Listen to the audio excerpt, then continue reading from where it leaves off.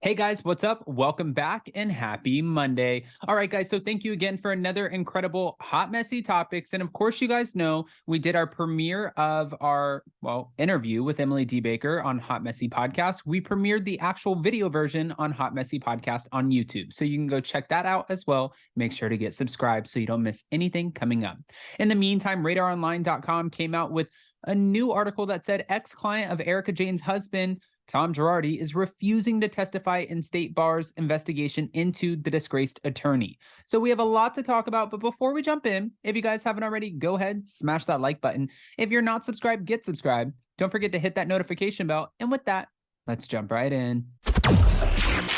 It's time for all your binge-worthy pop culture news. Welcome to Up and Adam. All right, guys, so it's no secret everything that's going on in the Girardi world. It's actually just mind-blowing because it feels like it's not stopping. Now, we know that Tom Girardi misappropriated funds. That's what we've been told. We know that there were victims that came forward that were like, well, hey, we never got our settlement. We know that people are accusing Tom Girardi of taking their money and using it to fund this extremely extravagant, lavish lifestyle of his and Erica's. We know all of this information. They accused him of running his law firm like a Ponzi scheme. Now, since then, the State Bar came out and they revealed that they overlooked hundreds of complaints filed against Tom Girardi over the years. And they had sort of an apology. The handling of the Girardi matters brought to light serious failures in the State Bar's attorney discipline system. Failures that have contributed to a lack of confidence in the State Bar's ability to carry out core responsibility of protecting the public. Okay, now this was coming from Chairperson Ruben Duran, who wrote this on behalf of the State Bar's Board of Trustees. He added, this caused irreparable harm to hundreds of his clients, and the State Bar could have done more to protect the public. We can never allow something like this to happen again. When this came out, I said, there's no doubt in my mind that moving forward, I feel like they're going to implement new rules, regulations, laws to make sure this can't happen again. Usually it takes like a problem, something to get this big before action is taken. And I feel like the State Bar will now step up and be like, okay, we got this. We hear you. We understand. We receive it. We're going to take care of it. However, from what we can tell, that still leaves tons of victims without their settlement funds, which that doesn't solve their problems, and that breaks my heart for them. Now, as RadarOnline.com first reported back in September, the State Bar accused a confidential witness of refusing to show up and answer questions about Girardi as a part of an investigation.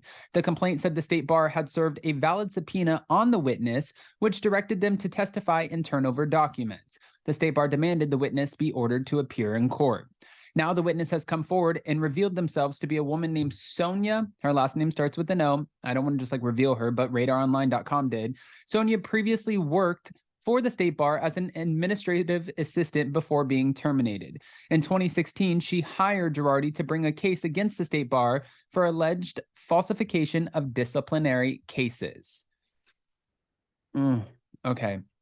She was seeking $15 million in damages. In her response to the State Bar's demand for her to testify, she said that the bar is prohibited from deposing her due to the settlement that they reached in her case.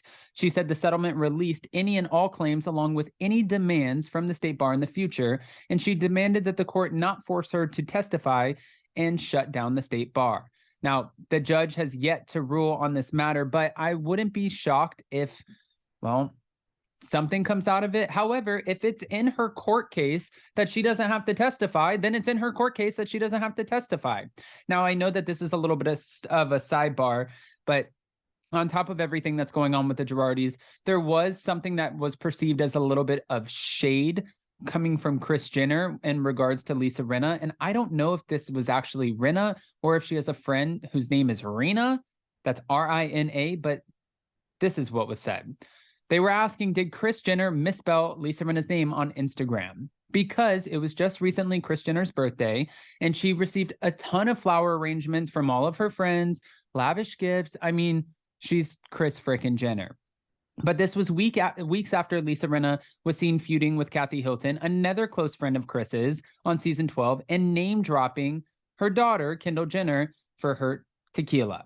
And Kris thanked Rina, R-I-N, for getting an N-A, for the kind gesture, which would be the flowers. Thank you, Rina. Kris posted on Instagram, as seen in a screenshot shared by Faces by Bravo. We love Steve. Steve from Faces by Bravo on Instagram just, well, yesterday. And he said, not Rina, but yes, Rina.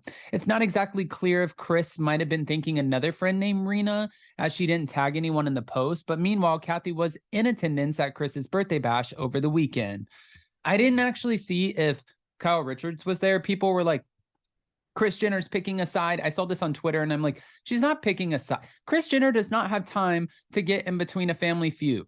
She knows more than anyone that families have to stay together. She keeps her whole crew together. There's Kim, Khloe, Kylie, Kendall, Courtney. Then you have Rob. You have drama with the ex, Blac Chyna, who was trying to sue the family for $100 million.